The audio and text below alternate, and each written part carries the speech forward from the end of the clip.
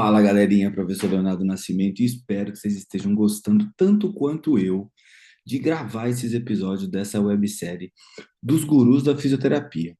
E como não podia deixar, hoje eu vou falar um pouquinho de como surgiram os gurus dentro da osteopatia e quem foram esses gurus da osteopatia. Só que antes, eu quero que você se inscreva no canal, ative as notificações e envie esse vídeo naquele grupo da sua pós-graduação, do pessoal da terapia manual, do pessoal da osteopatia, do pessoal da quiro, da sua faculdade de fisioterapia. E deixe essa informação chegar na maior quantidade de pessoas possíveis para todo mundo conseguir aprender a utilizar a ciência na prática clínica de forma simples e descomplicada. Certo? Então, deixa eu te perguntar uma coisa. Você conhece alguns nomes como François Ricard, Bernard Keff, Philippe Payot? Então, provavelmente, você teve contato com a osteopatia francesa, com as escolas francesas de osteopatia. E também a maior escola espanhola de osteopatia e a maior escola do mundo de osteopatia, a Escola de Osteopatia de Madrid, onde eu fiz a minha formação, também vem dessa escola francesa. Essa escola francesa segmentar tem esses nomes como referência: François Ricard, Bernard Keff, Philippe Payot, Dominique Dipens, que é da escola belga, que também é uma variação, elevou muito o toque manual a um nível técnico impressionante. Então, a manualidade que essas escolas trouxeram para a gente foi impressionante. Mas a ciência não acompanhou da mesma forma. Então, a ciência não evoluiu da mesma forma que a manualidade evoluiu. E nesse episódio eu vou explicar para vocês como é que isso funcionou. Então, ó, tenho certeza que você já ouviu que o segredo está em encontrar o segmento exato para tratar, ou que tem um ilíaco anterior, um ilíaco posterior, um inflare, um outflare, ou tem um sacro, uma TDD, uma TE, uma fíbula antero-interna, póstero-externa, um talos antero-externo. Tudo isso você já ouviu. Todas essas nomenclaturas vêm da escola francesa de osteopatia. E eles falam muito também que esse toque clínico apurado vale mais do que qualquer exame. Então, pelo toque, eles conseguem determinar tudo o que acontece com esse paciente. Então, talvez, se você conhece tudo isso, já ouviu isso dentro de uma sala de aula, você tenha sido treinado nessa escola de osteopatia. Mas será que todo esse raciocínio segmentar é suficiente para explicar hoje a complexidade da dor musculoesquelética, que a gente sabe que é um fenômeno multifatorial, a gente sabe que é um fenômeno muito mais complexo do que a gente achava antes? Então, esses fenômenos talvez expliquem um pouco de dor nociceptiva, mas a gente sabe que existe dor neuropática, que existe dor nociplástica, que tem sensibilização central, outros pacientes não têm. Então, às vezes fica numa caixinha muito específica isso. O que acontece? A tradição da osteopatia francesa, conhecida no mundo todo, ela foi consolidada por essas figuras que eu falei para vocês.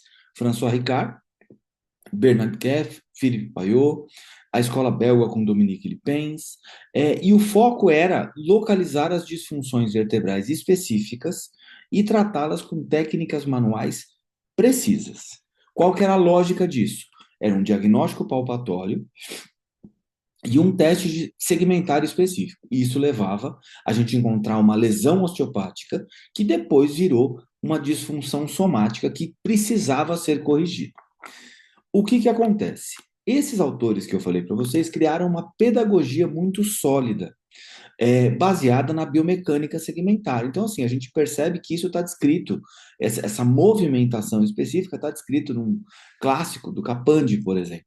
Né? E esses testes de mobilidade, essas manobras de alta velocidade e baixa amplitude, elas tinham a função de corrigir essas alterações biomecânicas. O que a gente sabe hoje? Que não é só a mecânica, não é só a correção mecânica que é necessária. Então, a gente sabe que essas manobras melhoram a mobilidade local, mas não é isso a única coisa que eu preciso resolver quando o meu paciente tem uma dor musculoesquelética. O método é muito simples de ensinar, direto ao ponto e oferece uma sensação de controle técnico do terapeuta. Então, como eu falei para vocês, ajuda demais na manualidade. Mas e na prática? A gente tem efeitos positivos relatados tanto por profissionais quanto por pacientes. Ainda que a gente tenha uma pouca mensuração disso até os dias de hoje. Qual que é o problema, então, que a gente tem aí? A proposta segmentar, né, dessa correção segmentar, tem baixa sustentação em estudos de alta qualidade. Então, tanto as disfunções somáticas, né, as lesões osteopáticas, as disfunções somáticas, elas não se sustentam ao longo do tempo, né? A gente não tem certeza como acontece aquele fenômeno, isso não está bem fundamentado. Além disso, os testes de mobilidade não têm uma boa confiabilidade, então a gente tem um problema de confiabilidade interexaminador e intraexaminador para esses testes. E a gente tem uma escassez de ensaios clínicos com desfechos robustos.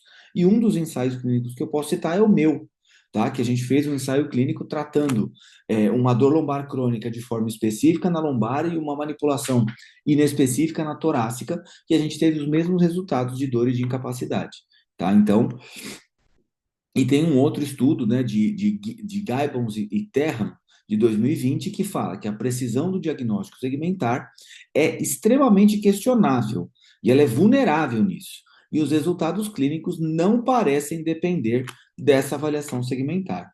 Então, cai um pouco por terra isso. E o que acontece? A técnica pode ser precisa, mas baseada em quê? Que precisão? Porque a gente também não tem uma boa confiabilidade da palpação desses segmentos. Então, a gente não tem uma boa confiabilidade da palpação de L5, da palpação da cabeça longa do bíceps, da palpação de T1. Então, baseado em quê isso é preciso? Quando o raciocínio clínico, quando o raciocínio segmentar é aplicado como verdade absoluta, ele vira um ritual. E aí a gente entra naquele fenômeno do guru que eu estou descrevendo para vocês. Fazer sempre a mesma coisa esperando resultados diferentes. E aí tem aquela velha máxima que eu adoro, que a pessoa fala assim, pô, mas eu faço isso no meu consultório há 30 anos e eu tenho resultados. Então, a minha prática clínica de 30 anos... Então, é uma experiência clínica de 30 anos ou são 30 anos fazendo a mesma coisa errada? Se forem 30 anos fazendo a mesma coisa errada, eu tenho certeza que você melhora uma parte dos seus pacientes, porque eles melhoram pelo curso natural, pelo efeito Hawthorne, pela regressão para a média e pelo placebo.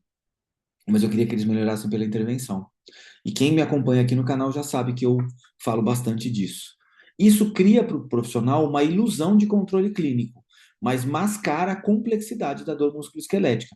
Então, a gente sabe hoje que a terapia manual deve ser muito mais orientada pelos mecanismos de dor musculoesquelética do que uma avaliação segmentar.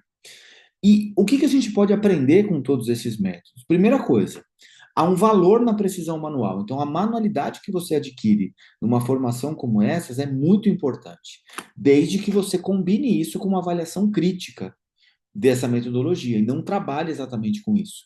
O toque treinado é uma ferramenta valiosa, mas não é suficiente. Então, somente ter uma mão treinada não é suficiente mais hoje para a complexidade dos pacientes, para a complexidade dos mecanismos de dor. E a gente precisa avançar para uma prática que vai unir técnica, ciência e senso crítico, sem depender da mística da segmentaridade. Então, a gente precisa ter técnica, ciência e senso crítico, tudo junto. Então, o que eu quero falar para vocês? Que a gente precisa evoluir cientificamente na osteopatia para conseguir dar esse passo. Então, assistam os episódios do podcast Osteopatia Científica que estão aqui no YouTube, que vocês vão entender qual que é o caminho da evolução da osteopatia. E fica ligado que semana que vem tem mais um episódio que eu vou falar para vocês da nova osteopatia. Um beijo e até a próxima.